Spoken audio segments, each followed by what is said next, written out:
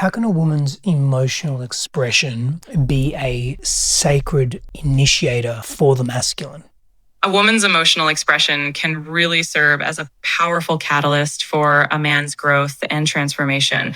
When she shares her emotions openly and vulnerably, it invites him to step into a deeper level of presence and understanding. It can challenge him to move beyond his own comfort zones, to hold space, and to develop a deeper capacity for empathy and compassion. In that way, her expression becomes a sacred initiator, guiding both of them toward deeper intimacy and mutual growth. Two things. I want you to define holding space. I'll define it after you. And secondly, why can the truth and the potency and the directness of this emotional expression be so jarring and scary and cause so much or create so much resistance for men? Sure, I'd love to.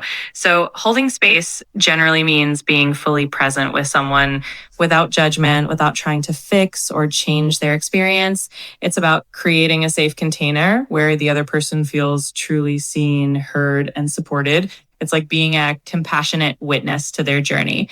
As for why a woman's emotional expression can sometimes be jarring or even a bit scary for men, it's often because it can feel intense or unfamiliar, especially if they haven't been encouraged to express or explore their own emotions deeply. It can bring up their own vulnerabilities or fears of not knowing how to respond. That intensity can create resistance, but it's also an opportunity for growth and deeper connection.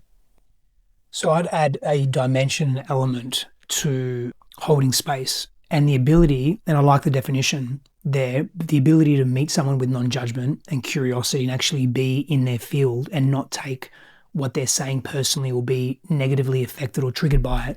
The only way we can really do that authentically is to do our own inner work, clear the clutter of our own past, deal with our unprocessed, unresolved trauma or pain. Another thing I would add to the intensity that sometimes men feel, the triggered sense of self that men will feel when their partner or their woman is being in their emotional expression. Yes, I agree with what was just shared there around it's unfamiliar. We're not certain how to be with it. We weren't really taught. But the other part to that as well is that there's a stigma that emotions are weak or emotions mean that we lack control. And in a world where we grow up, our egos first and foremost, where we grow up and evolve through the world needing to be in control, emotional expression that is raw and beautiful and in its present form can indicate to a man that the environment is out of control and he now has to apply control to that environment. Now, what often happens is he will apply control through his pain, through his trigger, through his shadow, because he needs to be forceful in that. And that can look like violence. It can look like outward control, manipulation, or rather suppression, subjugation, but it can also look like running away. It's a default shadow practice that comes through. And until we learn to be with all parts of ourselves, even the uncomfortable parts, this will continually play out in intimacy and relationship. Then you layer personal experiences and the way that we attach relationally as infants, as in utero, as children, and you have got a cocktail for disastrous polarity. It just doesn't happen and you end up trauma bonding, and it's through the trauma bond, of course, that there is an attempt to heal, because, and this is really important, that trauma bond, you bond through your unresolved pain in order to be mirrors and reflections for each other so that you have an opportunity to be different with that pain so the pattern doesn't keep playing out on repeat. The issue is that we don't really know that. We don't understand that and cannot connect to it because the pain is so intense and we don't have the awareness of it when we're in those moments. So we blame the other person. We externalize our pain. So what does that do?